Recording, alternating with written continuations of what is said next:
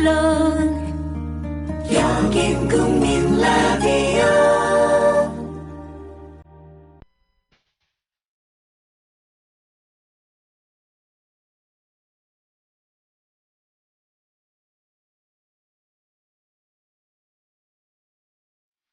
정치평론가 이강윤의 오늘.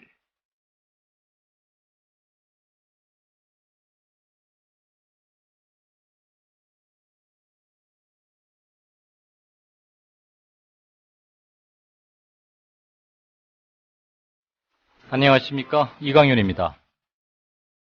7월 15일 화요일을 시작합니다. 52만 9,220원. 무슨 돈이냐고요? 단원고 2학년 4반 고 박수연 학생의 엄마 이영옥님의 사연입니다. 수현 군은 세월호 침몰 직전 선체 내부에 기울어진 샹들리에 등 몇몇 사진과 동영상을 찍어 남겼던 바로 그 친구입니다. 52만 9,220원은 수현이 장례를 치르고 유품을 정리하다가 수현이 통장에 남아있던 잔액입니다. 아마도 세뱃돈이나 친척들이 주신 용돈을 모아두었던 것이겠죠.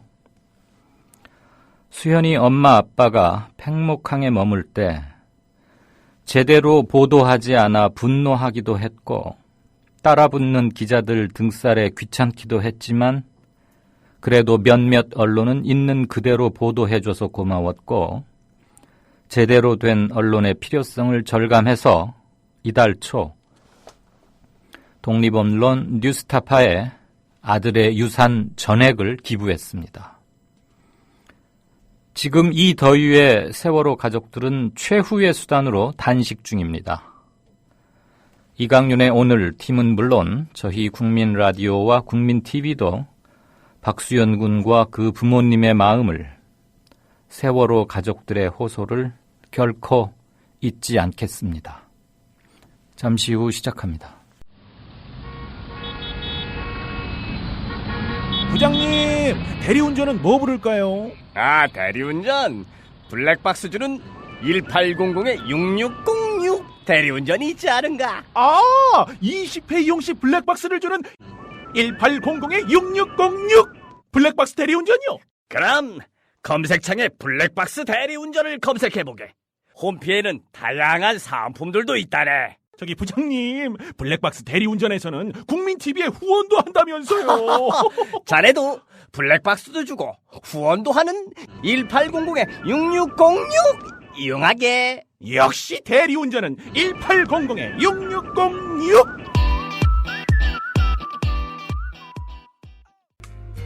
커피. 이제 아무거나 마시지 말자. 커피를 즐기는 사람들에게 질 좋은 한 잔의 커피는 하나의 권리입니다. 커피를 아는 전문가가 정성을 다한 로스팅으로 만든 제대로 된 커피. 제제 원두커피로 여러분의 권리를 누려보세요. 02-749-1002. 주소창에는 카페제제.co.kr 그리고 검색창에는 카페제제를 검색하세요. 카페제제는 서울 용산구에 위치해 있습니다. 카페제제는 카페가 아닙니다. 커피 전문 인터넷 쇼핑몰입니다. 헷갈리지 마세요. 네, 7월 15일 이강윤의 오늘 우선 이 시간까지 주요 뉴스 몇 가지 말씀드리고 바로 뉴스 브리핑 들어가겠습니다. 박근혜 대통령이 고민 끝에 새 교육부 장관 후보자로 황우여 새누리당 전 대표를 골랐습니다. 김명수 장관 카드는 거두어 드린다는 얘기죠. 그렇지만 야당으로부터 함께 사퇴 압력을 받아왔던 정성근 문체부 후보자와 안행부 후보자 정종섭 장관은 그냥 계속 쓸 모양입니다. 광주에서 열리고 있는 세월호 선원 재판 소식, 그리고 동부전선 총기 난사 사건의 임병장에 대한 수사에 대해서 국방부가 발표를 했습니다. 이런 것들을 포함해서 뉴스 브리핑 꾸릴 거고요. 경제쟁점 시간에는 한국의 대외 자산이 증가하고 있다. 그게 우리 경제에 어떤 의미를 갖는지, 그다음에 유로존의 위기 재발 가능성, 요즘 뭐 포르투갈에서 가장 큰 은행이 지금 흔들흔들 한다고 하죠. 그런 것들 짚어보겠습니다. 진짜 인터뷰 코너에서는 지금 이스라엘과 팔레스타인 간의 전쟁, 무차별 공습에 의한 특히 어린아이들의 그 처참한 희생 사진, 이런 것들이 각종 SNS 게시판 이런 데를 도배질하다시피 하고 있고 전 세계인의 공분을 자아내고 있는데요. 중동 문제 전문가로서 중동 현장에서 활동도 했고 지금 들어와서도 계속 관심 활동하고 있는 김동문 목사님, 전주 완산교회 담임하고 있습니다. 김 목사 연결해서 최근에 중동 문제 관련해서 얘기 듣겠습니다. 연희 때와 다름없이 하시고 싶은 말씀 기탄 없이 올려주십시오.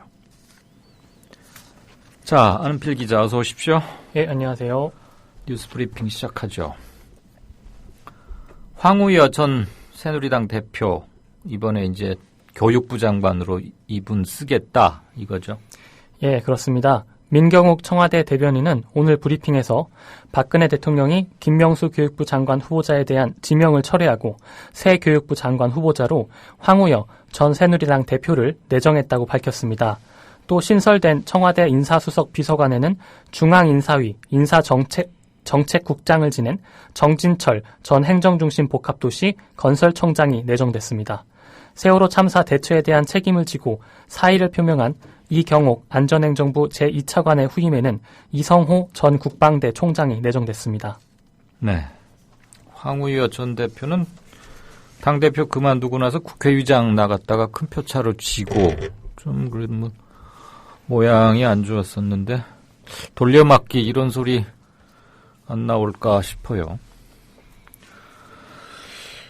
정성근 그리고 정종섭 두 장관 후보자는 계속 쓸 생각인가 보죠? 국회에다가 청문 보고서 다시 좀 채택해달라 이렇게 요청했죠. 예, 그렇습니다. 박근혜 대통령이 오늘 김명수 부총리 겸 교육부 장관 후보자에 대한 지명을 철회하는 대신 정성근 문화체육관광부 장관 후보자와 정종섭 안전행정부 장관 후보자에 대한 인사청문 경과보고서 채택을 국회에 다시 요청했습니다. 민경욱 청와대 대변인은 박 대통령이 이들 후보자에 대한 인사청문 보고서 채택 시한을 오늘 자정까지로 정했다고 전했습니다. 다시 말해서 오늘 중으로 두 후보자에 대한 청문 보고서가 국회에서 채택되지 않는다면 박 대통령이 내일부터 두 후보자를 정식으로 장관에 임명할 수 있게 됩니다.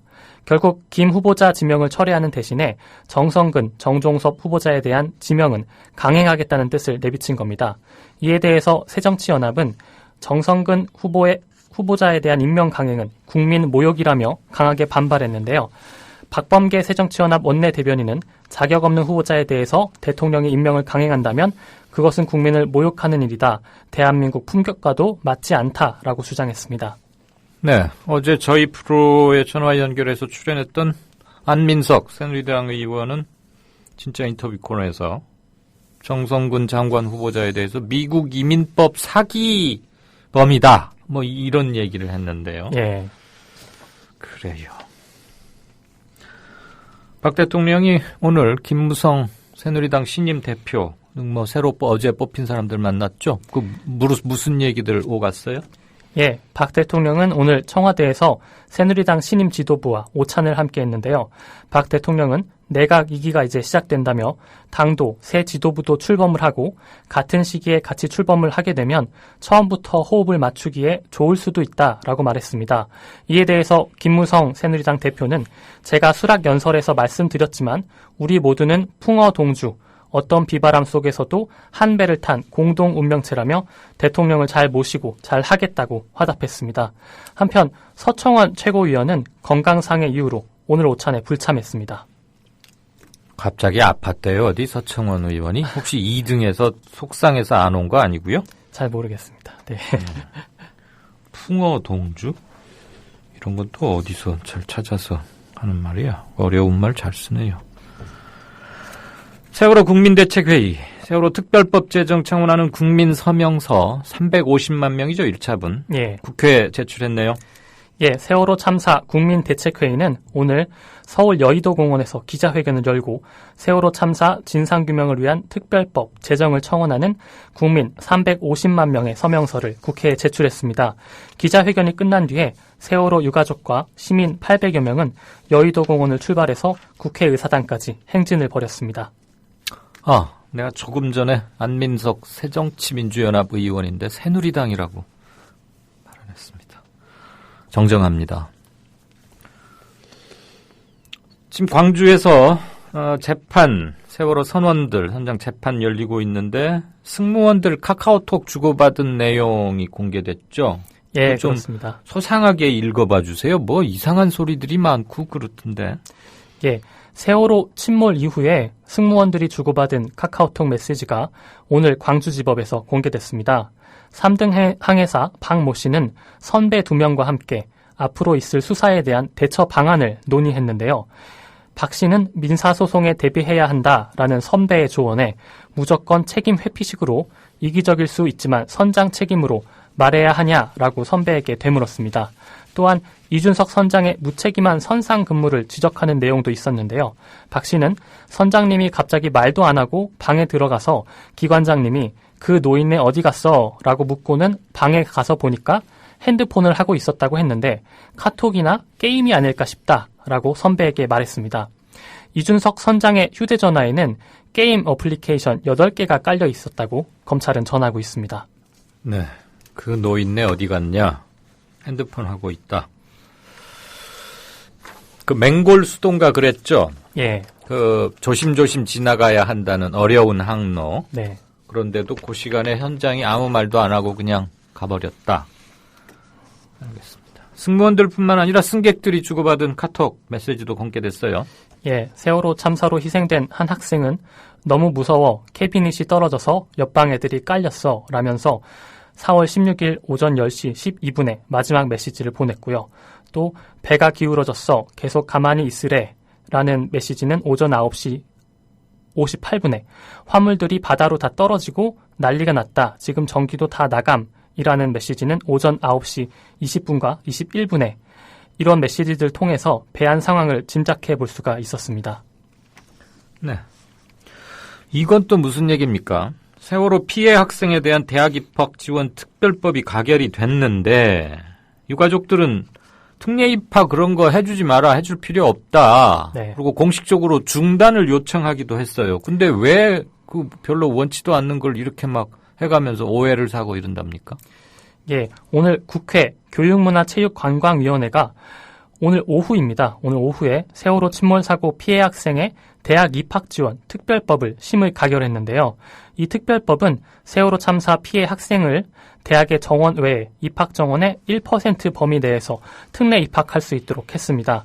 적용 대상은 사고 당시 단원고 3학년 재학생인 500여 명과 희생자의 직계비속이나 형제자매 중 3학년에 재학 중인 학생 20여 명입니다. 하지만 세월호 유가족들은 특례 입학을 요구한 적도 없고 오히려 진상규명에 방해가 된다면 중단해달라고까지 말했는데요. 오늘 오전에 유경근 세월호 가족대책위 대변인이 이와 같이 말했습니다. 진상규명을 하는데 방해가 되거나 장애가 된다고 하면 그걸 먼저 처리할 수는 없는 것이라고 이 법을 발의한 유은혜 새정치연합 의원에게 분명히 의사를 전달했다라고 밝혔습니다.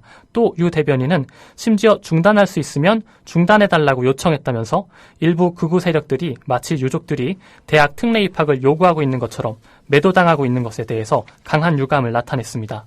네, 수사권 및 기소권 특위에다가 이거 부여하는 거 가지고는 지금 팽팽히 대립하고 있어서 좀 더 논의를 이런 쪽에 모아서 실타래를 풀어야 할 텐데 별 뭐 원하지도 않고 괜히 오해만 사기 십상인 대학교 특례 입학. 그러니까 좀 쉽게 들여보내주겠다 이 소리 아닙니까? 특례 입학이라는 게. 예, 그렇습니다.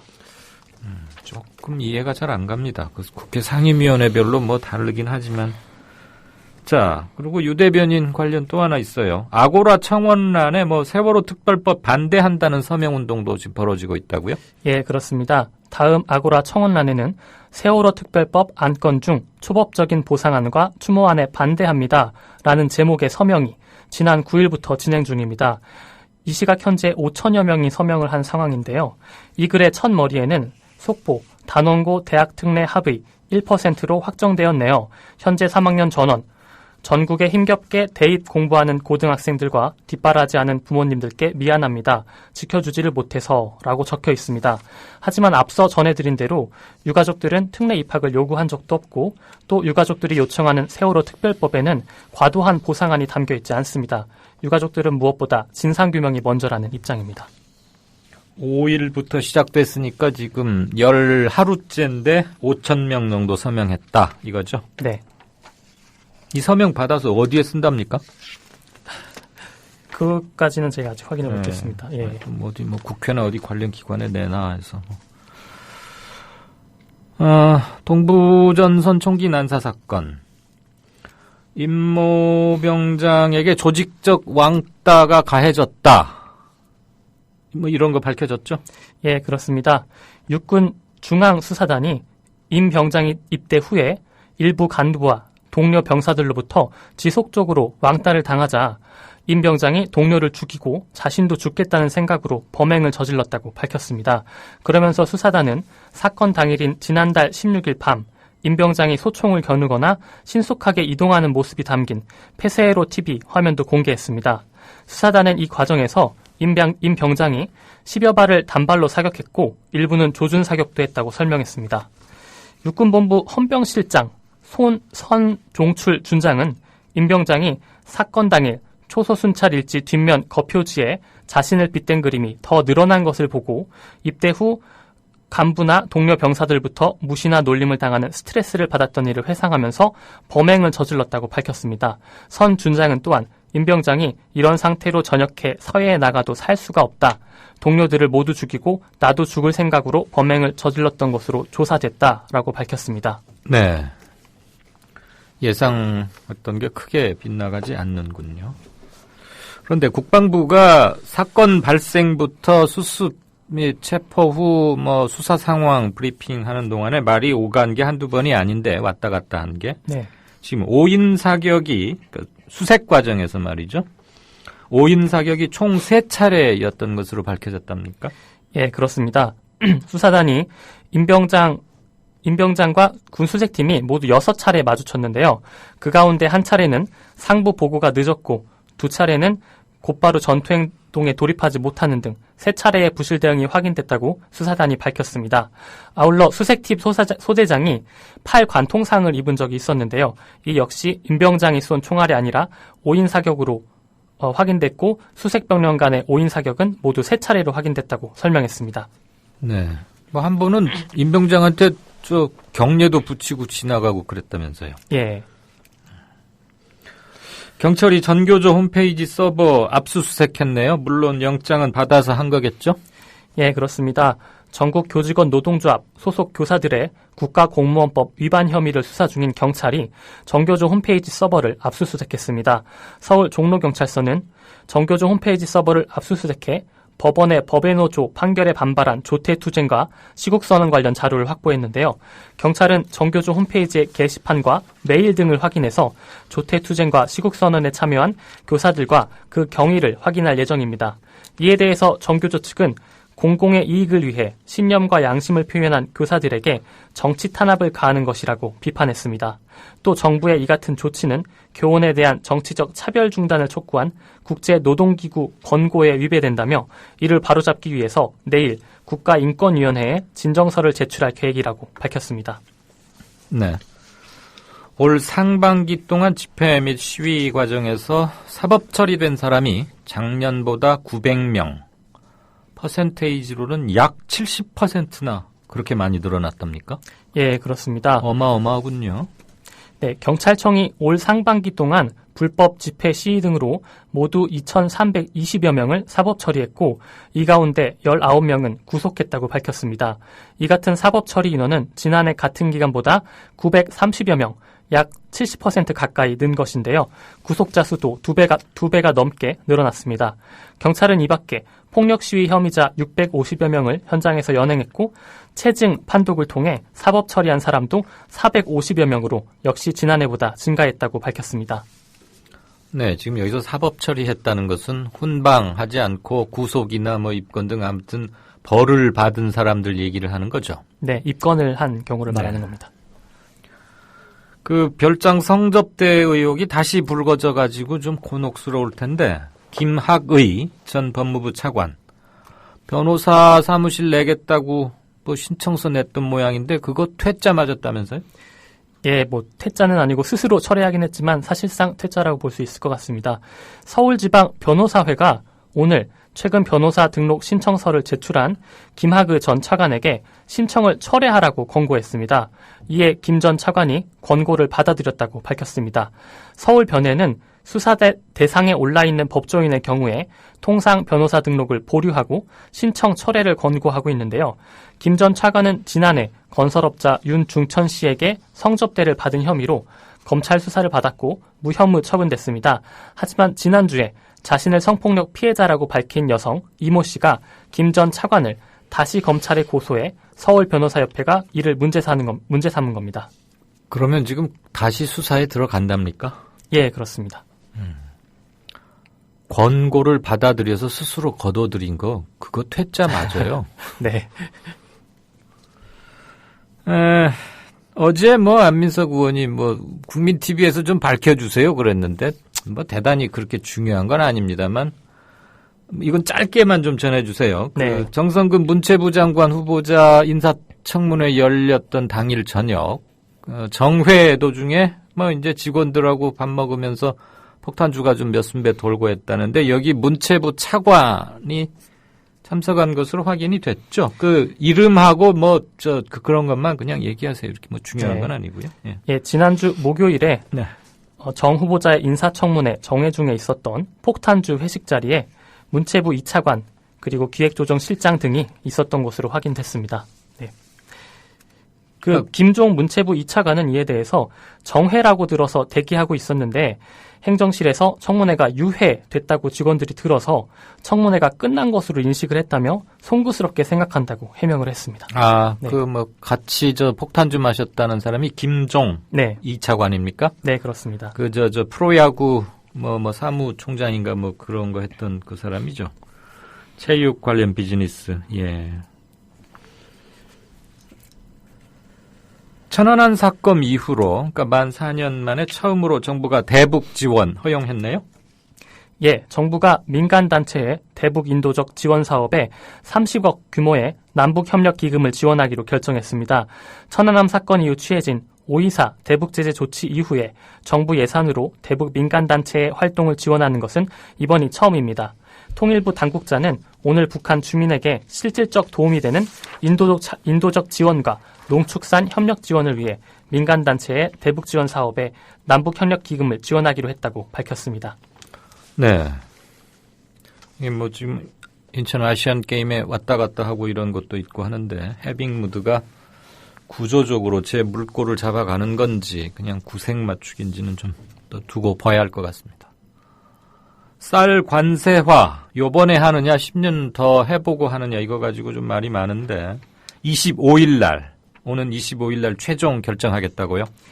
예, 그렇습니다. 새누리당 주호영 정책위 의장은 올해 말로 종료되는 세계무역기구 쌀 관세화 유예에 대해서 오는 25일에 대외 경제장관 회의를 소집해 정부의 최종 일정을 결정할 예정이라고 밝혔습니다. 쌀 관세화는 쌀 시장을 개방하되 국내 농가를 보호하기 위해서 일정 수준의 관세를 부과하는 것을 말하는데요. 정부는 지금까지 쌀 관세화를 미뤄왔습니다. 하지만 오는 25일에 미뤄왔던 쌀 시장을 개방할 것인지 말 것인지를 최종 결정하겠다는 겁니다. 네. 청년 백수 문제가 심각한 것은 뭐 어제 오늘 일이 아닌데 학교 졸업하고 첫 일자리 잡을 때까지 한 1년 정도 걸린다. 그런 얘기죠? 예, 그렇습니다. 그런데 대통령령에서 규정하는 청년의 범위가 만 15세에서 29세입니다. 그래서 만 15세에서 29세 사이의 청년층에 대한 결과인데요.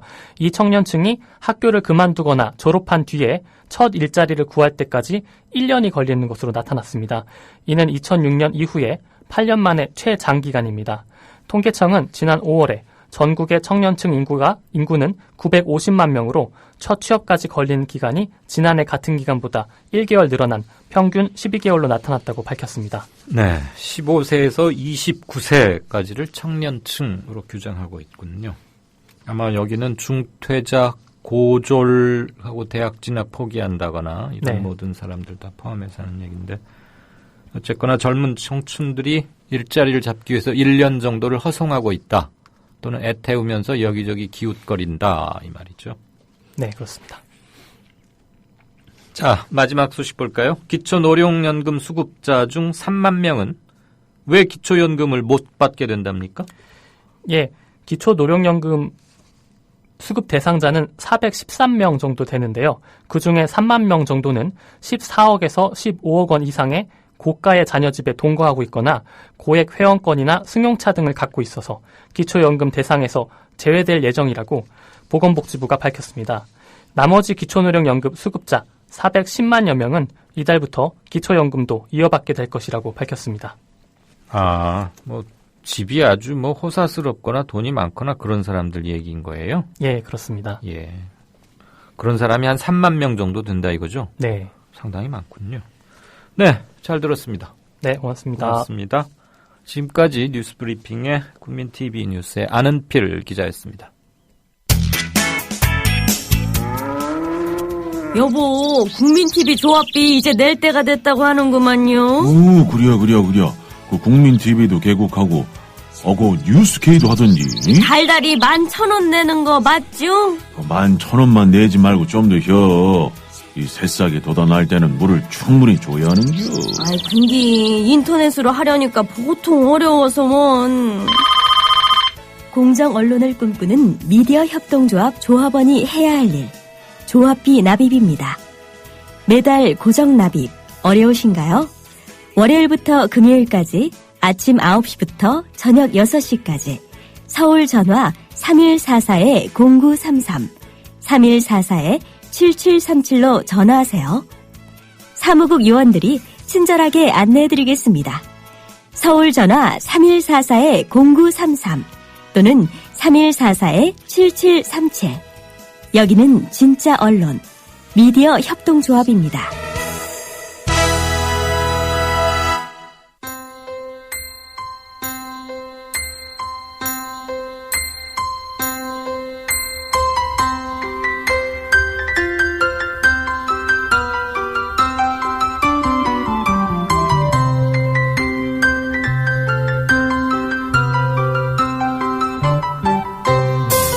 국민라디오 이강윤의 오늘 날씨 이야기입니다. 오늘은 중부지방을 중심으로 무더운 날씨가 이어지고 있습니다. 한낮 기온이 중부지방은 서울 30도, 강릉 31도까지 오르면서 어제만큼 덥습니다. 반면 남부지방은 구름이 많은 가운데 어제보다 2, 3도 정도 낮은 기온을 보이고 있습니다. 경기 북부와 강원 영서지방은 오후 한때 5에서 20mm가량의 소나기가 지나겠습니다. 한편 현재 장마전선이 서서히 북상하면서 늦은 오후부터 제주도와 남해안을 시작으로 장맛비가 오겠습니다. 수요일과 목요일에는 남부지방까지 비가 내리겠고 금요일은 그동안 마른 장마가 이어졌던 중부지방에도 장맛비가 내릴 전망입니다. 내일까지 예상되는 비의 양은 제주 30에서 80mm, 그리고 제주 산간에는 120mm 이상 집중되겠고 남해안은 20에서 60mm, 그 밖에 남부지방은 5에서 30mm 정도입니다. 바다의 물결은 제주 해상에서 최고 2.5m로 다소 높게 일고 있습니다. 지금까지 변현주였습니다.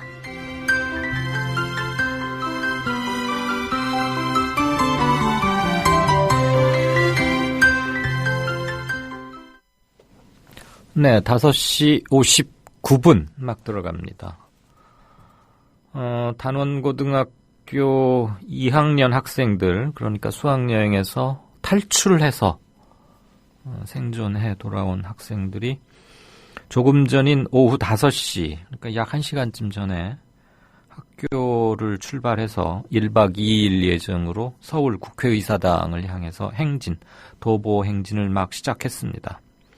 국회와 광화문에서 농성 중인 죽은 친구들의 엄마 아빠, 위로하고 참사의 진실을 밝혀달라. 이런 것을 발언하는 거겠죠. 5시에 조금 전에 학교를 출발했고요. 오늘 밤 11시쯤에 서울 시립근로청소년복지관 광명에 있답니다. 여기에서 잠을 잔 뒤에 내일 아침 9시부터 다시 걷기를 시작해서 오후 2시경 국회의사당에 도착할 예정입니다. 한편 저 세월호 참사 유가족 그리고 각계 시민들은 오늘 오전에 4.16 세월호 관련 특별법 제정을 위한 시민 서명서를 들고 국회로 청원 행진을 진행했습니다. 잠시 게시판 보고 나머지 다음 순서로 넘기겠습니다. 이게 누가 어느 분께서 이걸 올려주셨나요? 수구 세력은 이대로 가다가는 필연적으로 혁명이 일어날 수밖에 없다는 것을 알아야 한다. 나라가 아주 개판이다. 이렇게 해주는데 혁명 오랜만에 들어보는 단어군요. 고동치고 맥박치게 하는 변혁의 분수령이자 근본부터 갈아엎는 혁명.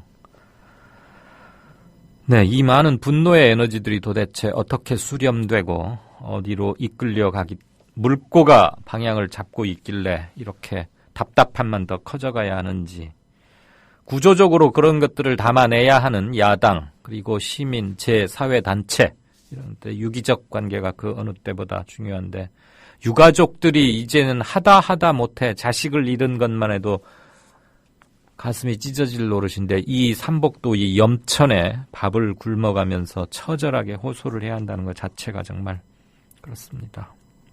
혁명이 일어날 수밖에 없다. 여러분께서 분노를 역시 또 담아주셨고요. 이건 어느 방송 텔레비전 화면입니까? 여당은 수원, 야당은 호남에서 표심을 공략한다. 야당이 호남에서 떨어질까봐 막 표심을 공략한다 이거죠. 황싸가지님, 웃음밖에 안 나온다. 여당이 야당이고 야당이 여당 같다. 뭐 이런 말씀인데. 4시 정치부 회의? 무슨 그런 것 같습니다. 제목을 잘 달았네요. 이 종편. 여당은 수원, 야당은 호남에서 표심 공략. 히읗 디귿 디귿. 이건 뭐라고 읽어야 돼요? 후덜덜? 뭔지 모르겠는데. 아고라도 시발단 같은 댓글 부대에 오염된 지 오래된 거 아닌가 싶다. 가끔 정말로 이상한 글이 부쩍 늘어나고 있다. 여기가 그 진보 논쟁 담론 공간의 성지처럼 그랬는데 뭐 일부러 이렇게 시비거리 삼아서 싸움 붙이려는 듯이 그 일부러 여기다 올리고 막 그러는 것도 있나 보죠. 뭐 누구나 어느 글을 써서 포스팅할 자유는 있습니다만 여기는 함부로 발 붙이기 힘든 건 아닌가요? 그런데 시발단 같은 댓글 부대라면. 네. 5시 49분에 단원고 학생들이 학교 교문을 떠나서 국회로 향하는 그 모습을 사진으로 올려주셨었군요. 이미. 이제 봤습니다. 살아 돌아와서 또 다른 지옥을 경험하는군요. 이 학생들. 그러면서 안타까움을 표시했고. 그래도 이렇게 살아온 뭐라고 말을 제가 당 이름 헷갈리게 자꾸 요 며칠 그랬죠. 새누리와 새정치는 솔직히 헷갈립니다. 이름도 왜 같이 새로 시작하는지 모르겠고 색깔은 또 서로 바꿔서 뭐 하고 그러더니 어떨 땐 보면 하는 짓도 좀 비슷해 보일 때도 있고 그래도 감싸 안고 토닥이면서 잘 견인해서 나가야 할 야당이긴 한데 각별히 유념하겠습니다. 그래서 실은 제가 텔레비전 같은 데 나가면 그냥 여당, 제1야당 이렇게 말하거든요. 실수할까봐. 그런데 앵커를 하면서는 또 정확한 명사로 호칭해야 하는 게 있으니까 각별히 유념하겠습니다. 며칠 전에는 정의당하고 진보당 그래서 유시민 정의당원에게 조금 누를 끼쳤는데. 그리고 광주 직할시가 아니고 광주광역시 앞으로 절대 실수하지 않겠습니다. 한 번만 봐주십시오.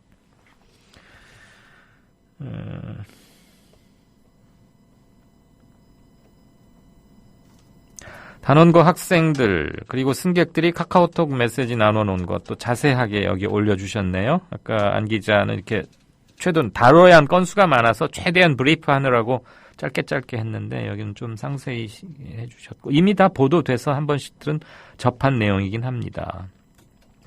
이 학생들, 승객들이 겪었을 공포, 분노 이런 것들 다시 좀 댓글들로 달아주셨고 고맙습니다. 여기까지만 보고 뉴스K 황준호 팀장 만나겠습니다. 인사 참사 겪고 나서 청와대가 인사수석 새로 만들었지 않습니까? 누구를 임명했을 것 같습니까? 이명박 정부 초기에 그 봉하마을로 가져갔던 이지원 시스템 그거 돌려달라 이러면서 이명박 정부 초기에 봉하마을하고 이 정권 사이에 아주 대립이 극심했을 때 국가기록원장을 맡았죠. 그래가지고 노무현 전 대통령께 최소한의 전직 국가원수에 대한 예의조차도 없이 공무수행이란 이름하에 좀 야박하게 아주 좀 뭐라고 표현할까요? 예의 없었죠. 버르장머리가 없었다고 하면은 제가 좀 그런가요? 아무튼 그래서 좀 국민들 눈살을 찌푸리게 한 사람이 있었는데 정진철이란 사람입니다. 이 사람을 결국 중용을 하네요. 신설된 인사수석 비서관에 대전복지재단 대표를 맡고 있었던 모양인데 그 사람 임명했습니다. 동팔님께서 사진과 함께 이것들 올려 사진 주셨습니다. 아주 사진에 뭐 위세 등등하게 나오고 있군요. 노무현 봉하마을로 가는 모습. 오늘도 활발하게 의견 주셔서 감사하고요. 이따 다시 한번 게시판 보겠습니다.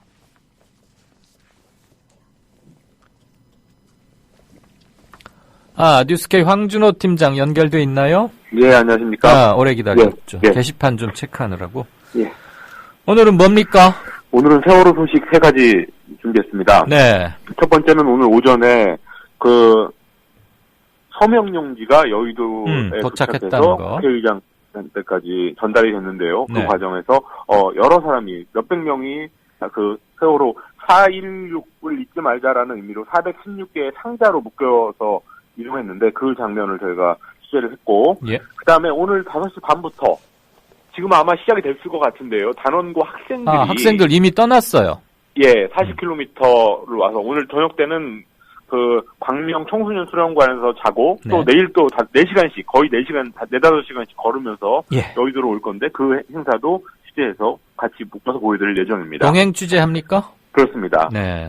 예, 그리고 두 번째는 그 세월호 보상괴담이라는 게 요즘에 뭐 일베 같은 데를 중심으로 해서 쉽게 말하면 유가족들이 보상받으려고 지금 농성한다 이런 말도 안 되는 주장이 있어가지고 100억 난리도 아니더군요. 난리도 아닙니다. 그래서 실제로 그런가 그 유가족들이 제시한 특별법 세월호 특별법이라는 게 과연 어떤 건가를 좀 자세히 들여다보고 그래서 오히려 지금 가족들이 보상 문제는 별로 중요하지 않다 이렇게 나오고 있기 때문에 그게 실제로 그리고 법조문으로도 확인이 되고요. 네. 그래서 그런 것들에 대해서 대한변협 또 민변 민주연합 쪽 이런 쪽의 법률 전문가들을 통해서 짚어보는 그런 리포트를 마련했습니다. 그 유가족이 그렇게 바라지도 않고 요구하지도 않았던 대학 특례 입학 뭐 이런 것들 보상 그렇습니다. 그 부분도 역시 함께 묶어서 유가족이 바라지도 않았는데 오늘 그 통과가 됐는데요. 어쨌든 그걸 하기로 그것도 이렇게 바라지도 않았다 이 부분도 같이 짚을 예정입니다.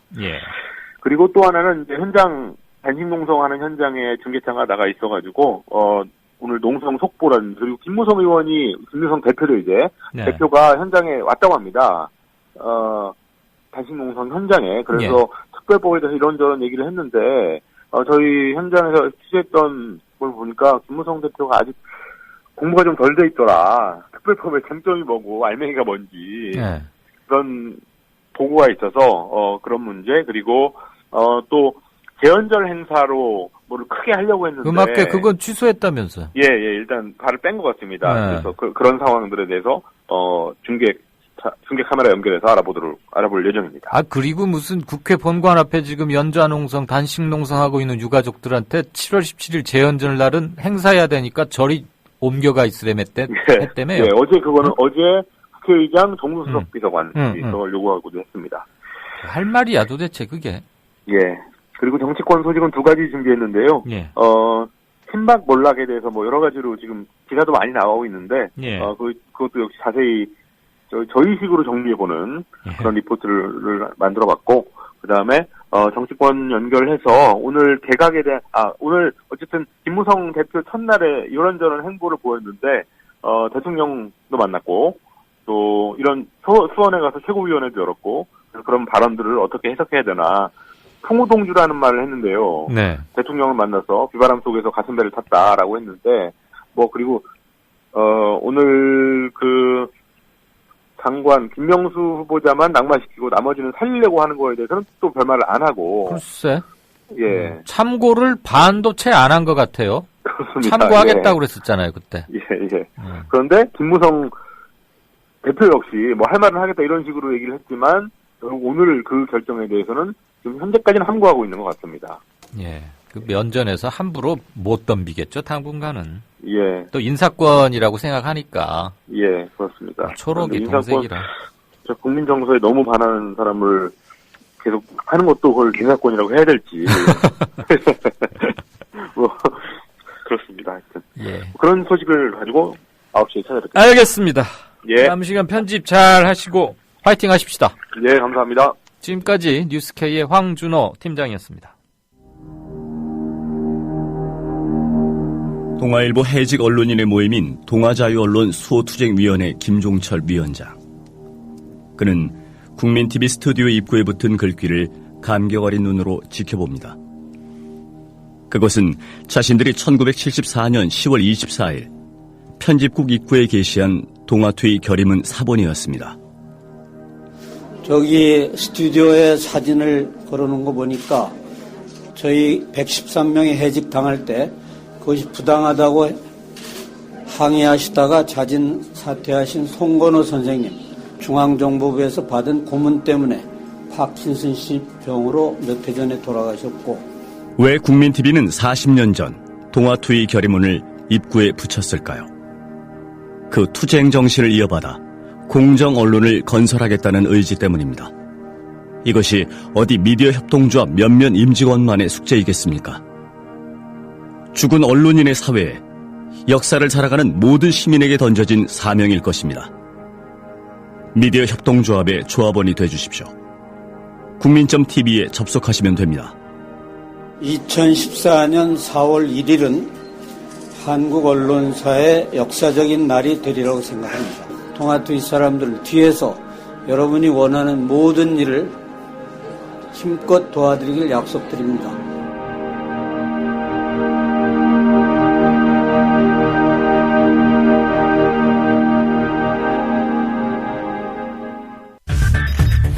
이강윤의 오늘, 이제는 정가 산책으로 함께합니다. 정치권 동향 생생하게 풀어드릴 분은요. 네, 양정대 기자 안녕하세요. 네, 안녕하세요. 오늘은 뭐가 정치부 기자들 뭘로 밥 먹습니까? 오늘 박근혜 대통령하고 김무성 새누리당 당대표 오늘 취임 첫날 여러 청와대에서 이제 오찬 회동을 했지 않습니까? 아, 잠깐만요. 그 이상한 어려운 말 썼대? 풍어동주?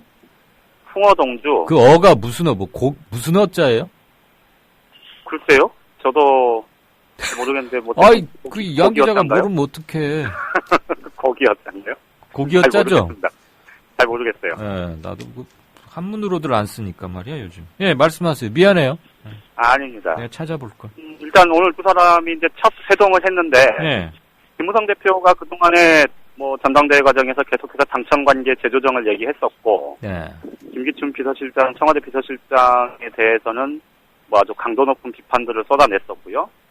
그런데 또 현안이 지금 걸려있지 않습니까? 예. 국회 인사청문회 과정에서 지금 청문보고서가 채택되지 못한 3명의 후보자가 있었고, 그러니까 김무성 대표가 사실 첫 시험 때, 첫 현안에 지금 직면해 있는 상황에서 오늘 회동이 있었기 때문에 그 부분이 뭐 가장 큰 관심사였고 여러 가지 이제 해석도 지금 내놓고 있는 그런 상황입니다. 그 박영선 민주당 원내대표 만났을 때 참고하겠다고 곡진하게 얘기했잖아요. 예. 근데 참고는 한 30%만 한 모양이죠. 김명수 저기만 물리고 나머지 정성근하고 정종섭 두 정씨 후보자들은 계속 쓰겠다는 거죠, 지금? 일단 형식적으로 보면 뭐 박영선 새정치민주연합 원내대표가 얘기한 사람이 2명이었죠. 2명에다가 네. 보고서 채택 안 된 사람도 포함했으니까 엄밀히 말하면 3사람이죠. 뭐 그런가요? 네, 정종섭은 그때 채택이 안 됐었잖아요. 어쨌든 김명수 후보자는 이제 자진 사퇴가 아닌 임명 철회 형식을 빌어서 이제 황우여 전 새누리당 대표를 교육부 장관 후보자에 내정을 했고요. 예. 그리고 정성근, 정종섭 이 두 후보자에 대해서는 이제 인사청문 그 경과 보고서를 다시 채택해달라 이렇게 이제 요청을 지금 해놓은 상태죠. 오늘 밤 자정까지라고 하는데 말씀하신 대로 참고를 일부만 한 셈이겠죠. 박근혜 대통령 입장에서 보면 어쨌든 현장에서 2명을 얘기했으니 내가 1명은 물렸으니 1명은 너희들이 이해해달라. 뭐 이제 이런 취지라고 봐야 되겠죠. 그러게요. 이제 그렇게 생각을 한 모양인데 어쨌든 지금 전반적으로 이게 김명수 후보자 1명은 이제 임명을 철회했으니 다른 정성근 후보자는 임명을 강행해도 여론이 이해할 거다. 이제 이런 판단을 했다고 봐야 될 것 같습니다. 그러니까 서로 한 발씩 양보해서 퉁치자 이거 아니에요? 그렇죠. 그렇게 지금 생각을 하는 거겠죠, 청와대에서. 근데 이거를 그렇게 뭐 흥정하듯이 한 발씩 그런 건 아닌 것 같은데. 글쎄요. 사실은 박근혜 대통령이 대통령이 되기 전에 가장 큰 정치인으로서의 무기, 신뢰 아니었습니까? 신뢰의 정치인, 약속을 지키는 정치인. 이랬었는데 사실 이제 대통령이 되고 난 후에는 그 부분이 많이 깨졌다, 뭐 많이 훼손됐다, 이제 이런 지적들을 많이 받아왔는데 이번 같은 경우에 사실 정성근 후보자는 다른 문제도 아니고 사실 이 도덕성 문제에서 치명적인 이 문제를 드러내지 않았습니까? 거짓말이잖아, 거짓말. 그렇죠. 이 국민을 상대로 사실 거짓말을 한 후보인데 일단 전반적인 분위기는 청와대 쪽 관계자 얘기를 들어보면 정성근 후보자 문제와 관련해서는 이게 벌써 28년 전 얘기고 이게 너무 지금의 잣대로 그 당시의 일을 재단하는 건 좀 과한 것 아니냐 이런 분위기가 꽤 있는 것 같습니다. 아마 그게 가장 1차적인 요인인 것 같고. 제 생각 하나 죄송하지만 말씀드려도 돼요, 양 기자님? 예, 말씀하시죠. 예. 10몇 년, 20몇 년 전 잘못한 건 맞아요. 그리고 사람은 누구나 잘못할 수 있는데 거짓말은 어저께 오늘 했잖아요. 그걸 문제 삼는 거지. 누가 뭐 20년 전에 술 마시고 전봇대에다가 노상방뇨한 거 그거 뭐 누가 뭐라고 야박하게 그렇게 합니까? 완전히 기억이 안 나서 그랬다는 거 아닙니까? 이거 새누리당 출입한다고 새누리당 편만 들면 안 돼. 근데 제가 그런 것도 아닌데 왜 저한테 화를? 이제 전해달라 이 말이에요. 거짓말은 아무튼 어저께 오늘 지금 하고 있잖아요. 그렇죠. 그래서 사실은 이게 이제 여론이 어떻게 박근혜 대통령의 결정을 받아들일지 이건 좀 지켜봐야 될 거고요. 그러게요. 오히려 이제 가장 큰 관심은 이 김무성 대표가 이 문제에 대해서 어떤 태도를 취하고 있는지 이 부분 아니겠습니까? 그렇죠. 오늘 이제 말하자면 첫날인데. 일단 김무성 대표가 지금 겉으로 드러나 있는 모습은 기존의 당청관계, 청와대가 일방통행식으로 운영을 해오던 당청관계를 그냥 수용하는 그런 모습이라고 볼 수 있어요. 이 후보자들 문제와 관련해서 아침에 이제 첫 최고회의 위원회의를 이 수원에서 주재하면서 이 전임 비대위 체제, 이완구 원내대표가 비상대책위원장을 맡았었던, 그래서 어제까지 이제 지도부를 구성했었던 이 비대위 체제의 판단에 맡기겠다. 이건 좀 다소 생뚱맞은 얘기죠. 그러게요. 새로 당대표가 된 입장에서 비대위 체제에 이제 책임을 떠넘겼으니까요. 그리고 오후에 오늘 점심 때 청와대 오찬 회동이 끝난 뒤에 오늘 오후에 새누리당 의원총회가 있었는데요. 네. 의원총회가 끝나고 나서 이 기자들하고 만나서 기자들이 이제 이 문제를 질문을 하니까 이미 정종섭, 정성근 두 후보자에 대해서 이제 임명 동의 청문 경과 보고서 제출을 다시 요청을 해 오지 않았습니까? 그랬죠. 이미 이제 두 사람에 대한 임명 강행 의지를 청와대가 분명히 밝힌 상태였는데 거기에 대해서 김무성 당대표가 뭐라고 했냐면 전당대회 하느라 내가 잘 몰랐다. 봐서 잘 모르겠다. 네. 그다음에 두 사람 뭐 임명 동의 하는 거냐? 뭐 이렇게 임명하는 거냐? 뭐 이렇게 물어봤다 그래요. 네. 그러니까 이 문제와 관련해서는 구체적인 입장을 내놓지 않겠다. 나는 한 발 뒤로 일단 빼겠다는 얘기구만. 네, 그렇죠. 이제 이런 입장을 표하고 있는데 예. 이게 사실은 좀 해석의 여지가 좀 있는 게요. 예. 두 가지 점을 좀 살펴봐야 될 것 같아요. 일단 하나는 김무성 대표가 어쨌든 지금까지 비주류의 좌장이었으니 예. 그리고 김무성 당대표가 되면 당청이 갈등 관계에 봉착할 거다. 이런 이제 얘기들이 있었던 만큼 예. 이 문제와 관련해서 초장부터 그렇게 상황이 가는 것에 대해서 네. 좀 꽤 부담을 느꼈다. 이런 해석이 가능할 것 같습니다. 예. 그래서 일부러라도 더 이 문제로는 처음에 첫날부터 부딪히고 싶지는 않다. 그렇죠. 예. 그리고 더군다나 이제 지금 뭐 지도부에 어제 선거에서 친박 핵심이라고 할 수 있는 서청원 의원 한 명 이외에는 사실 지도부가 지금 비주류 위주로 다 구성이 됐지 않습니까? 그렇죠. 네. 그렇더라도 당내 저변에 지금 친박의 흐름이 꽤 있기 때문에 이 부분에 대해서도 좀 의식을 했다. 이렇게 볼 수 예. 있고요. 좀 더 분명하게는 네. 이 장관 후보자들의 임명 문제가 인사권에 관한 것이고 이거는 대통령이 행사하는 문제 아닙니까? 네. 그러니까 적어도 박근혜 대통령과 각을 세우지 않겠다. 나는 박근혜 대통령의 성공을 위해서 성공한 대통령을 만드는데 조금 노력하겠다. 이렇게 이제 전당대회 내내 얘기를 해왔던 만큼 네. 앞으로의 당청 관계에 있어서 어제도 잠깐 말씀을 드렸습니다만은 청와대 참모진이냐 친박계에 대해서는 좀 더 강경한 자세를 취할지언정 당장 박근혜 대통령의 인사권에 대해서 왈가왈부하는 식으로 그렇게 비춰지는 것을 좀 네. 경계하는 그런 모습이라고 봐야 될 것 같습니다. 예. 두 가지 의미가 다 있다고 봐야 되겠죠. 예. 크게 그 2등 했던 서청원 의원 네네. 거기 갑자기 뭐 간밤에 어디 많이 아팠대요? 오늘 청와대 밥 먹으러도 안 가고 그랬다던데. 뭐 실제로 좀 성대 결절이 좀 있었다고 해요. 예. 그러니까 벌써 지금 나이가 70대 초중반 이제 73인가요? 예. 그래서 사실은 이 전당대회 때 육사 지방선거 때도 사실 왕성하게 전국을 누볐었고 이번 전당대회 때도 뭐 아주 사자후를 토해내면서 열심히 선거운동을 해왔기 때문에 아무래도 좀 쉬어야 될 상황인 건 분명한 것 같고요. 지고 나면 또 그런 게 더 아프게 느껴지니까 그렇죠. 웬만하면 청와대밥 묵고 싶을 텐데 좀 그랬겠죠. 예, 거기다가 이제 어제 성적도 별로 안 좋았고 예. 또 거기다가 지금 친박 지도부의 이 명백한 친박 단 한 명뿐이고 예. 이런저런 좀 고민들이 좀 있겠죠. 표차가 상당히 많이 났습니다. 그렇죠.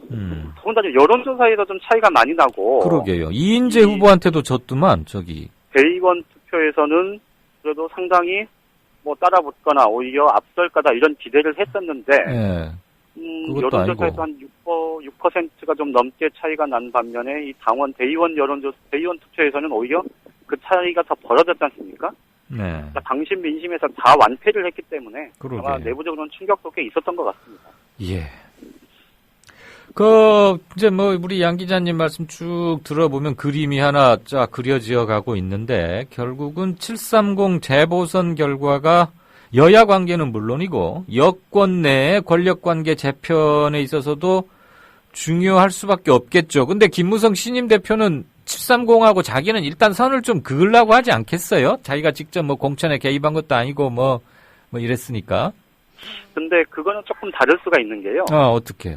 어쨌든 730 재보궐선거가 작년에 4월, 10월에 치러졌던 재보궐선거처럼 이렇게 규모가 크지 않으면 그렇게 정치적인 의미가 크게 부여가 되지 않을 텐데 어쨌든 규모 자체가 미니 총선이라고 해서 15도시나 되고 더군다나 이제 6.4 지방선거에서 거의 무승부로 끝났기 때문에 네. 지금 사실상의 박근혜 정부에 대한 중간 평가의 성격이 지금 가미되어 있는 선거 아닙니까? 그러다 보니까 그렇죠. 그 결과가 어떻게 나오느냐에 따라서 이 김무성 대표가 직접 공천 자체로 관여를 하지 않았더라도 이 결과는 지금 현 지도부에 이 뭐랄까요 그 리더십 발휘하는 데 있어서 상당한 영향을 끼칠 수밖에 없겠죠. 그럼 열심히 뛰어야겠네요.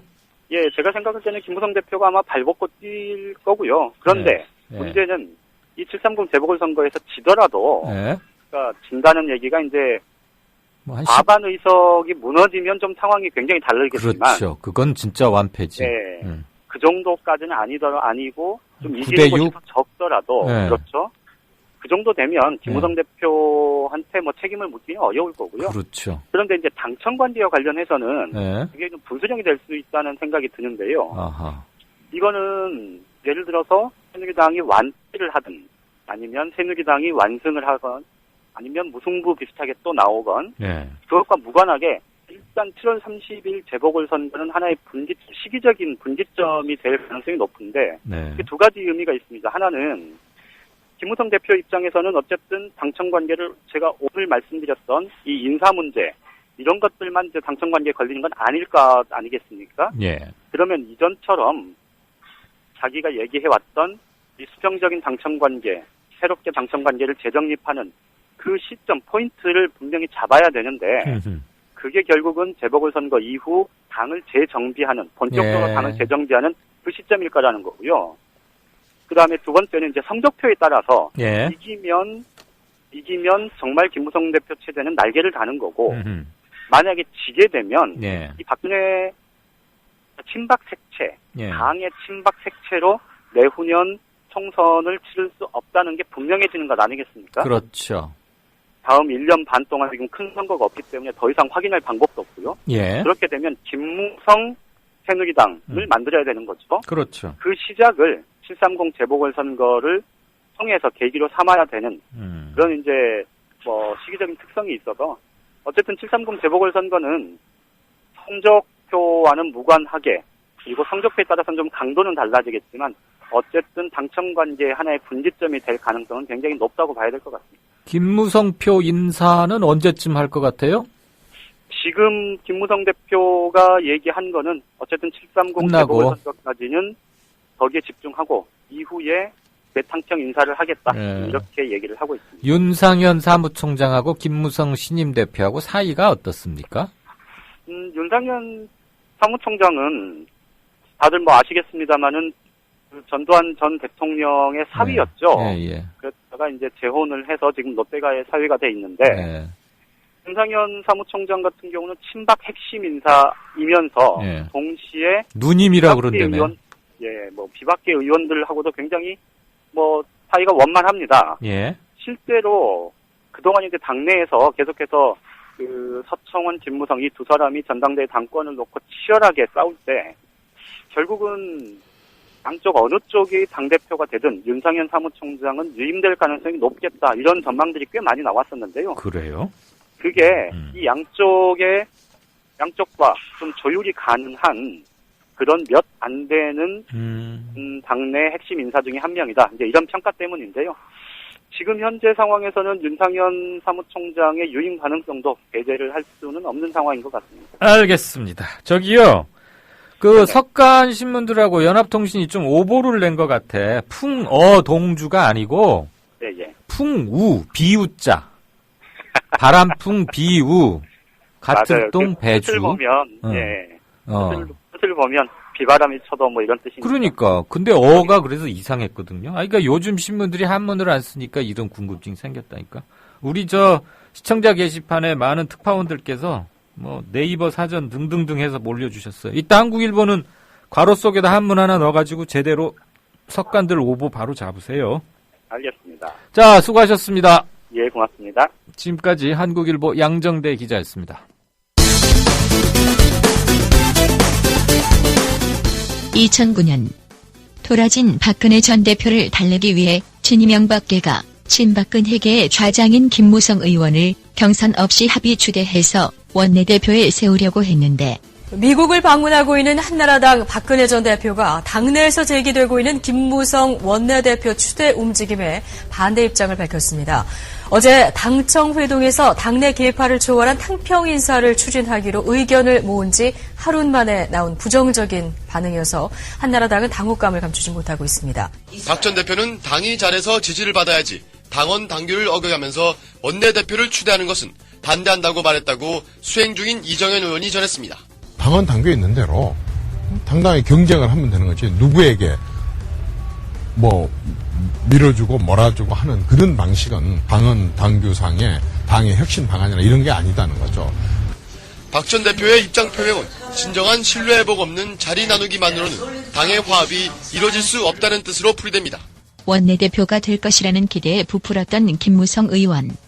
자기와 상의 없이 박근혜 전 대표가 원내대표는 없다고 하자 당사자인 김무성 의원은 따로 할 말이 없다는 입장을 전한 뒤 연락을 끊었습니다. 한나라당 친박계 중진인 김무성 의원은 행정부처 대신에 대법원과 헌법재판소, 감사원 등 헌법상, 직무상 독립기관 7개를 세종시로 이전하자고 제안했습니다. 퇴로 없는 싸움을 중단시키기 위한 절충안이라고 강조하면서도 행정부를 분할하는 원안엔 반대한다고 밝혀 박근혜 전 대표와 분명한 선을 그었습니다. 박근혜 대표께도 부탁 말씀드리는 것은 아까 말씀드린 대로 지금까지 관성에 젖어가지고 바로 거부하지 마시고 한 번쯤 여기에 대해서 심각한 검토와 고민을 해주시기를 간곡히 부탁드립니다. 김무성 의원. 세종시 수정안은 절대 없다던 박근혜 전 대표 입장에 반하는 태도를 취하더니 박 전 대표에게 일장훈시까지 하자. 오늘 열린 한나라당 친박계 의원들의 모임인 선진사회연구포럼은 세종시 절충안을 내놓은 김무성 의원에 대한 성토장을 방불케 했습니다. 정치 철학이 다른데 어떻게 함께 할 수 있느냐는 주장이 나왔습니다. 박근혜 대표의 정치 철학이나 가치나 신념에 뜻을 같이 하는 분들인데 그런 정치 철학을 달리한다면은 친박이라고 볼 수 없지 않겠습니까? 김무성 의원이 친박계 좌장이라고 불리는 데 대해 박근혜 전 대표가 직접 친박에는 좌장이 없다고 쐐기를 박은 것과 무관치 않아 보였습니다. 김무성 의원.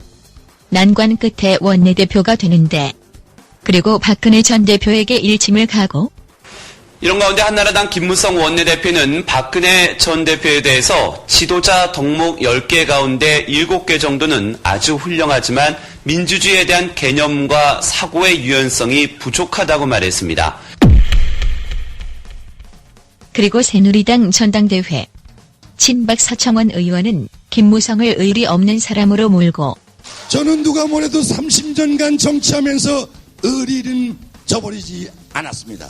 박근혜 정부를 레임덕에 빠뜨리고 스스로 정권의 후계자가 되겠다는 것은 어불성설이고 어리석은 일입니다.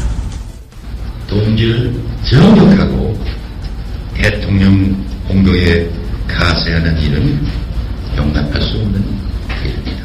김무성 의원은 청와대와 대등하다고 말하고 당정청간 건강한 관계를 설정하겠습니다. 대통령께 국민의 목소리를 올바르게 전달하는 밝은 눈과 큰 귀가 되겠습니다.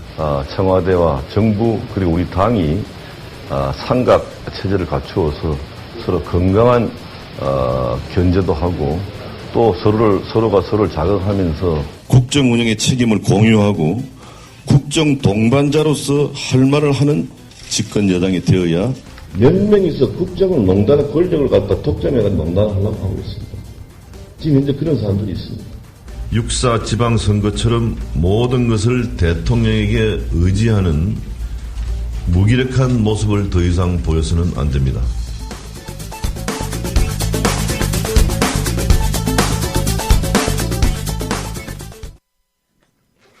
네. 경제과외 공부하는 시간이죠.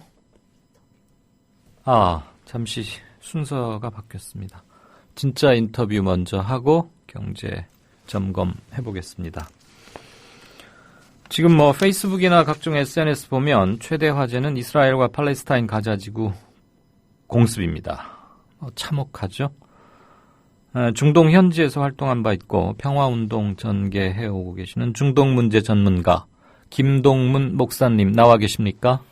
예, 안녕하세요. 안녕하세요. 네, 목사님 우선 중동에서 오랫동안 활동하신 것으로 들었는데 어디에서 주로 어떤 일을 하셨는지 잠깐 좀 소개해 주실까요? 네, 이집트, 요르단 쪽에 이제 머물렀었고요. 그리고 요르단 같은 경우는 한 11년 정도 머물렀었습니다. 그리고 그 중동에 있으면서 91년도 걸프 전쟁, 또 2003년도에 이라크 전쟁이나 크고 작은 전쟁들을 곁에서 또 안에서 이제 들여다보는 일들을 했었고요. 그리고 한겨레 20일의 전문위원으로 또 활동도 했었습니다. 네. 그러면 중동에 가 계시는 동안 혹시 선교 때문에 가신 건 아니시고? 여러 가지 그 목적들이 있었고요. 네네. 예. 중동 지역에서 특히 그 이슬람권에서 기독교 선교는 대단히 좀 미묘하달까? 조금 그런 게 많아서 여쭤봤었습니다.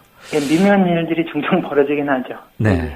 이스라엘 가자지구 공습이 이번이 처음은 아닙니다만 그 도대체 근본적 이유는 뭐라고 보십니까? 특별히 이번 그 가자지구 공습 같은 경우는 이스라엘 쪽의 정치적 그 이해관계가 많이 작용된 거라는 생각이 드는데요. 네.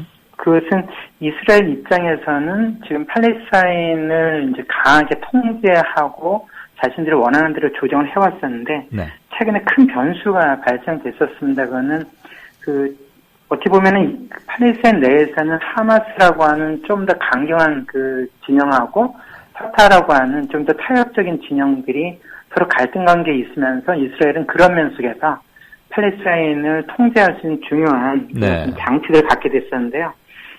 올해 들어오면서는 그 팔레스타인 그 기구 안에서의 하마스와 파타 진영이 연합정부를 구성하는 것에 합의를 했었고, 지난 6월 달에는 연합정부가 구성되어지면서 올해 말까지는 새롭게 그 선거를 통해서 그 정부를 구성하겠다라고 하는 이런 입장도 있었고요. 그리고 또 다른 거는 2012년도부터는 유엔에서 그 완전한 독립국가는 아니지만 유엔의 회원국으로서의 국가에 준하는 지위를 이제 팔레스타인이 보장받은 상태 속에서 온전한 형태의 독립국가로 나아가는 과정 속에서 하마스와 파타의 연합정부 구성 그런 부분이 계속 흘러가다 보면 이스라엘 쪽에서는 불편할 수밖에 없는 이슈가 생기는 상태였습니다. 그래서 그런 부분에서는 이 연합정부를 뒤흔들어야 될 여러 가지 이유들이 필요했었는데 어쨌든 지금 공교롭게도 지난 6월 그 10일경에 그 이스라엘 청소년 3명이 납치됐다가 그달 말에 30일날 그 죽은 그 시신으로 발견되는 사건이 발생하면서 이것을 하마스의 소행이다라고 강하게 몰아치면서 하마스가 주도하고 있는 가자 지구를 공습을 하게 됐던 상황이었습니다. 네, 그러니까 팔레스타인의 강원파의 대립을 이용해서 일종의 분할 외교 또는 분할 대응을 해 왔는데 이제 그게 여의치 않게 된 데다가 공교롭게 청소년 3명 피살 사건이 있으니까 여러 가지 묶어서 무차별 공격을 먼저 감행해버린 거군요. 예, 그렇습니다. 다들 가장 비통해하고 있는 게 7일째 이어진 가자지구 공습으로 가자 주민 186명, 약 200명 가까이가 사망했는데 이 중에 무려 4분의 1이 어린아이 그리고 4분의 3이 민간인이에요. 예. 전쟁 상황에서도 민간 지역과 이런 것들은 구분하는 게 당연한 거고 이러는 건데 그 인구가 밀집해서 그런가요? 민간인이나 어린아이들을 교전 지역에서 이렇게 좀 어디로 이동시킨다거나 이게 그렇게 거기 현장 상황이 그게 좀 불가능합니까? 일단 큰 부분은 거기에 이제 인구 밀집 밀도로는 세계에서 1, 2위를 다투고 있는 적이 가자지구입니다. 그리고 또 다른 건 이스라엘 쪽에서의 이제 거의 한 1000곳 이상의 그 지역에 대한 포격을 시작했었는데요. 그 부분 자체가 하마스의 무기 거점이 있거나 공격 거점이 있다라고 하는 주장을 하면서 민간 지역에 대한 공습이 진행됐었는데요. 큰 부분은 가자 지구 안에서는 대피하거나 도망갈 수 있는 어떤 공간들이 일단 없다는 것 속에서 이런 어떤 큰 피해들이 생기는 상황들 그리고 어떤 피난처가 없는 상황들 그 부분이 이런 큰 피해를 만들고 있는 요인이 될 수 있습니다. 그러면 가자 지구에 대해서 공습을 한다, 공격을 감행한다는 이퀄 민간인이 당연히 사상자가 그걸 알면서도 하는 것이고 어디 뭐 옴쭉달싹하고 피할 데도 없다 이 말이죠. 그렇죠. 이제 대피 시설도 부족하지만 그 가자 지구 자체가 완전 봉쇄되어 있습니다. 그래서 가자 지구를 이민족으로 빠져나갈 수 없는 상태에서 어떻게 보면 도관에 든 쥐 같은 상황 속에서 포격이 된다 한들 또 포격 지점이 동시다발적으로 수많은 곳에서 동시에 진행되기 때문에 안전지역이라는 것이 없는 상황에서는 피난 갈 수가 없는 거죠. 뭐 군사시설만 정밀 타격한다 이런 것 자체가 불가능하다 이 말씀이죠? 예, 그렇습니다. 그 이번에 문제가 됐던 게 무슨 저도 사진을 보고 깜짝 무슨 그 SF 영화관인가 싶을 정도였는데 백린탄이라고 하는 게 뭡니까? 혹시 들어보셨나요? 군사 전문가는 아니시지만. 저는 그쪽은 잘 모르고 다른 거는 실은 SNS상에 백린탄을 이번에 썼다고 나와 있는 사진들을 좀 봤었는데 실은 이번에 발생된 사진은 아니고요. 이전에 있었던 사진들이 좀 이렇게 모아져서 재편성돼서 지금 유통되고 있는 느낌이 있어요. 그래서 지금 이번에 진행되고 있는 가자 공습에 이스라엘 쪽에서 백린탄을 썼다라고 하는 어떤 증거를 그 좀 이렇게 제시하기는 쉽지 않은 상태이긴 합니다. 아직은 확증은 없는 상태에서 과거에 이런 전례가 있었던 거를 다시 저기 하는 거군요. 예, 그래서 그 사진이 지금 이렇게 돌고 있어서 지금 벌어진 것으로 오해하는 측면들은 좀 정정이 돼야 될 부분이긴 합니다. 알겠습니다. 그게 막 공중에서 이렇게 쫙 퍼지더라고요. 예. 그러니까 그 뭐 어디 정말 피난 갈래야 피난 갈 데도 없다는 말씀이 바로 이해가 됐었어요. 예. 그런데 그 하마스라는 거 잘 우리가 잘 모르니까요. 그 하마스의 실체는 뭡니까?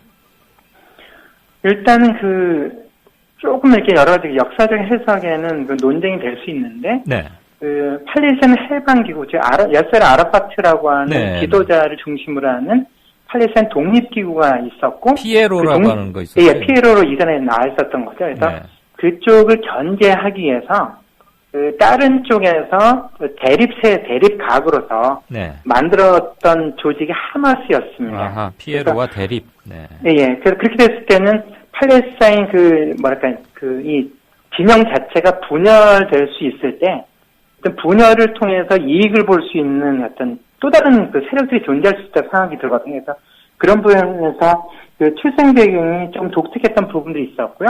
그리고 그 파타 진영이 야세르 아라파트가 이스라엘과의 협상으로 달려가고 있을 때도 하마스는 비타협 전선을 구사하면서 아라파트하고도 대립각을 세우고 파타 진영과 하마스 진영 간에서도 유혈 충돌과 무장 충돌이 계속 진행되기도 했었습니다. 그러면서 한 7년 전쯤부터는 가자 지구를 중심으로 해서 그 통치력을 확대했고 그 지역의 선거를 통해서 합법적인 통치 기구로서 기능을 해오기도 했었습니다. 그러니까 한쪽에서는 정치 세력이면서 다른 쪽에서는 무장 저항 그 조직으로서 대이스라엘 투쟁에 나섰던 또 나서고 있는 그런 조직이기도 하고요. 예, 지금 휴전 얘기가 뭐 이집트 이런 데서도 나오고 있고 그 양 당사자들 사이에서도 조금 오가는 것 같던데 휴전 전망 목사님께서는 어떻게 보십니까?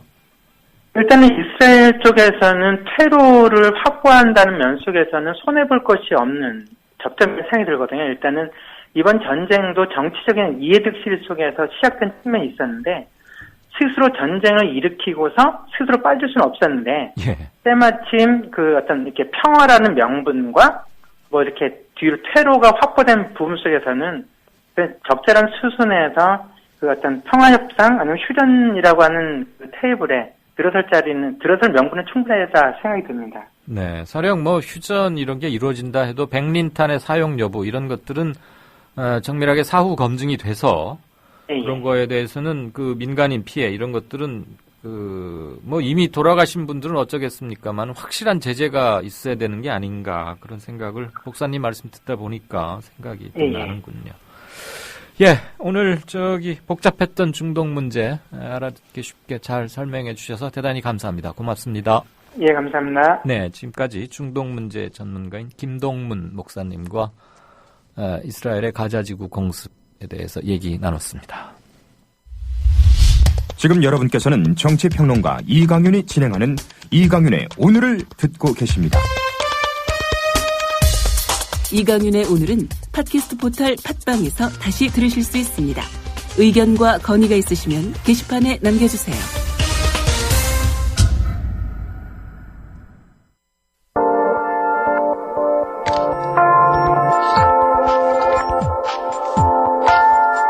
지금 여러분께서는 정치평론가 이강윤이 진행하는 국민라디오 시사 프로그램 이강윤의 오늘과 함께하고 계십니다.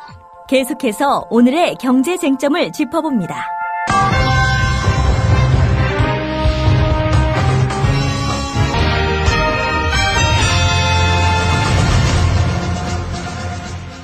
네, 경제과외 선생님 김경식 이사 나와 계십니까? 네, 안녕하세요. 안녕하세요. 오랜만입니다. 네. 이번 주부터 화수목 3일 연속 특강인 거죠? 네, 맞습니다. 네. 오늘 뭐 한국은행 보고서 나왔던데 네. 이제 우리가 외국에서 돈 꾸는 나라에서 돈 빌려주는 나라로 바뀐다고요? 네. 뭐하러 돈 꿔줘요? 우리도 빚도 많다는데. 일단 그냥 이 어감 자체는 왠지 이렇게 돈을 꾸는 나라에서 빌려주는 나라로 바뀐다라고 하면 뭔가 좀 홀가분하고 왠지 왜 그 전세 살던 사람이 내 집 마련하는 것 같은 이런 느낌을 좀 받으시는 분들도 계시는 것 같아요. 예. 근데 사실 이게 개인들의 입장에서는 그렇게 반길 만한 내용은 아닙니다. 이 이야기는 다른 말로 하면 예전에는 우리가 이제 해외로부터 투자를 받던 그런 나라에서 이젠 해외에 다른 나라에 투자하는 나라로 바뀌었다는 말하고 같고요. 그렇게 될 경우에 국내에 이제 투자가 줄어들게 되면 당연히 국내인 양질의 일자리가 줄어들게 됩니다. 그러면 좋은 얘기가 아니네요.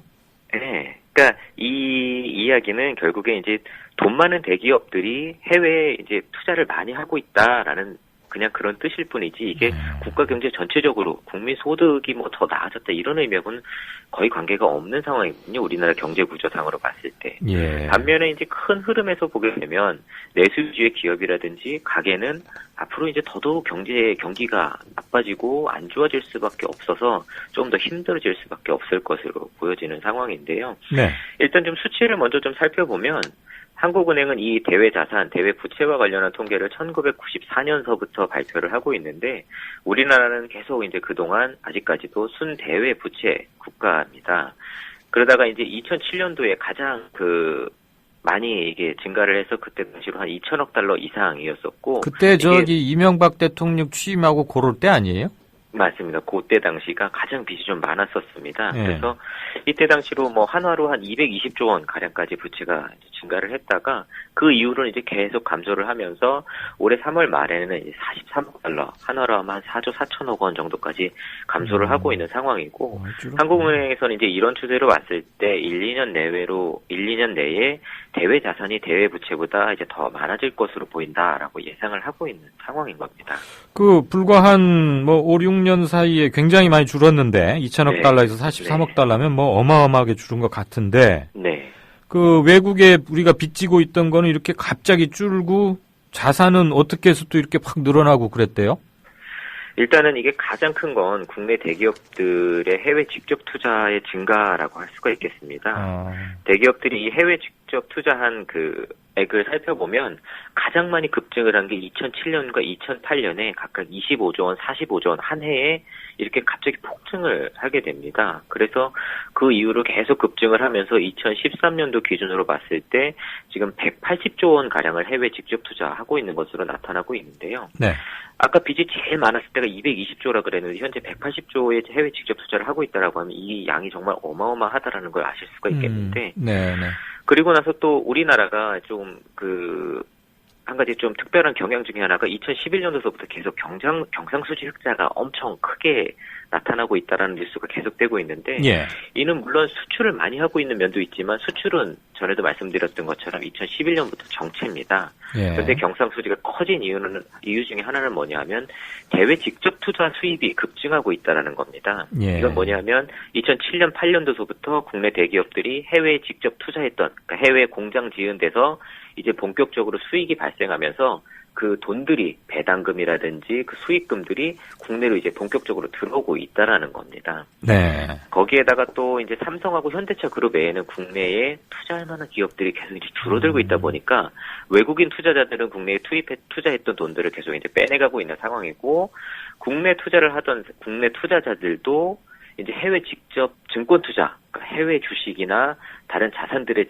직접 투자를 하는 이 액수들이 계속 늘어나고 있는 상황이다 보니까 대외 자산들은 이런 면에서 계속 증가를 하고 있고 이제 국내 채무는 계속 줄어들고 있는 상황이다라고 보여집니다. 알겠습니다. 저기 그 유럽 얘기가 뭐 유로존 또 뭐 위기가 뭐 이런다 그런데 우리나라는 외국 큰 경제 블록에서 기침만 해도 막 우리 바로 몸살 걸리고 그러잖아요. 우리 또 큰일 나는 거예요?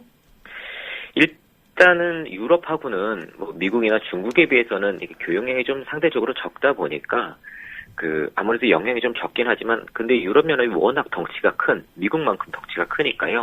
아무래도 유럽이 안 좋아지게 되면 우리나라에도 영향이 오긴 올 겁니다. 일단은 이 유럽에서 이런 이야기가 나오는 게 왜 그런지 좀 살펴보면 포르투갈의 최대 은행이 이제 방코 에스프리토 산토라는 그 은행이 있는데 이 은행의 모기업이라고 할 수 있는 에스프리토 산토 인터내셔널이라는 기업이 스위스에 이제 단기 회사채를 발급을 했는데 이 채권에 대해서 원래 정기적으로 이자를 지급해야 되는데 이거를 제때 지급하지 못하면서 위기감이 좀 조성이 되게 됐고 그로 인해서 이제 포르투갈의 국채 수익률이 급증을 하고 포르투갈 주식도 이제 폭락을 하는 모습을 보이면서 이로 인해서 이제 유로존의 위기가 다시 오는 것이 아니냐라는 그런 분위기가 좀 감지가 되고 있는 상황입니다. 그러면 유로존 전체의 위기입니까? 포르투갈의 위기입니까? 이게 지금 말씀드린 건 포르투갈의 뭐 최대 은행으로부터 불거진 위기라고는 하지만 이걸 단순히 또 포르투갈만의 위기라고는 할 수가 없습니다.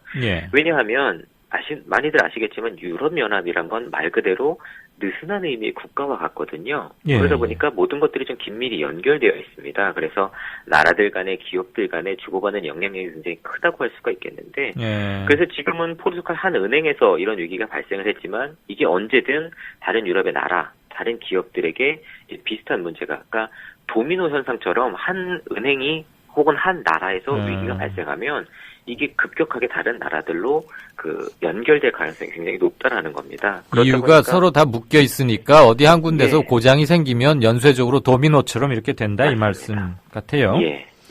그러면 근데 유럽의 은행 금융 위기 이 소리가 한 2, 3년 전에도 막 오고 그러지 않았어요? 어떻게 보면 2008년도 글로벌 금융위기 이후에 미국은 좀 상대적으로 빠르게 회복하고 있는 것처럼 보이는 반면에 유럽은 조금 느린 것으로 좀 회복이 느린 것으로 보여지고 있는데 유럽은 왜 그래요? 왜 늦어요? 일단 부동산 거품 붕괴의 이 여파가 워낙 크기 때문인 것으로 보여집니다. 특히 이제 유럽의 채무 위기라는 건 결국엔 유럽의 이제 부동산 거품이 붕괴되면서 거기에 투자를 했던 금융 시스템, 그러니까 은행들의 부도를 막기 위해서 거기에 이제 국가들이 막대한 재정을 투자하고 확장적 통화 정책을 계속 쓰다 보니까 좀 상황이 안 좋던 상태가 안 좋던 몇몇 국가들이 이제 국가 부도 위기에까지 몰리게 된 거거든요. 근데 많이들 부동산 거품 꺼진다고 해서 이 국가들까지 막 넘어가고 유로존 위기까지 이렇게 오나 싶으실 수도 있지만 이 부동산 거품이란 거는 결국 금융기관들하고 굉장히 끈끈하게 연결이 되어 있어서 특히나 이제 2000년도서부터 자산시장의 거품이 워낙 컸었습니다. 그 이전에 있던 어느 때보다도. 그렇다 보니까 이로 인해서 금융기관들의 위기가 굉장히 크게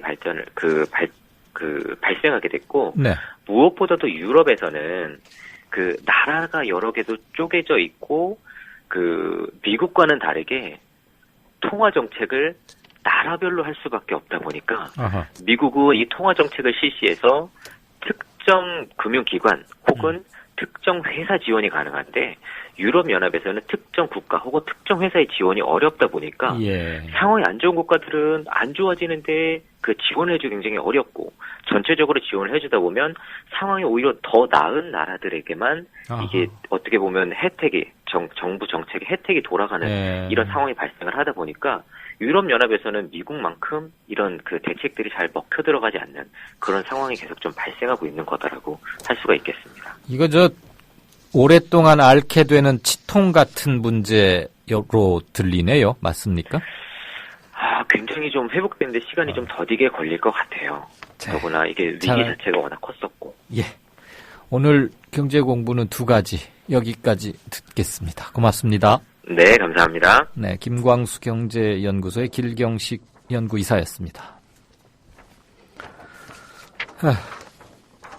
또 하루가 저물고 있습니다. 난제는 아직 풀리지 않고 있는 것 같고요. 마무리 말씀드리고 물러가겠습니다. 뉴욕타임스 기자이자 작가인 찰스 두히그는 그의 저서 습관의 힘에서 조직을 성공의 길로 이끌기 위해서는 권한의 균형만으로는 부족하다. 조직이 원활하게 굴러가게 하려면 리더들이 균형 잡힌 진정한 평화를 구축할 수 있는 습관, 즉 역설적이지만 누가 책임자인지 명확하게 인식하는 습관을 심어줘야 한다고 역설하고 있습니다. 기업과 조직 운용에 관한 책이긴 합니다만 청와대에 일독을 권합니다. 네, 이강윤의 오늘 저희가 준비한 순서는 여기까지입니다. 들어주셔서 감사합니다. 내일 오후 5시 반에 뵙겠습니다.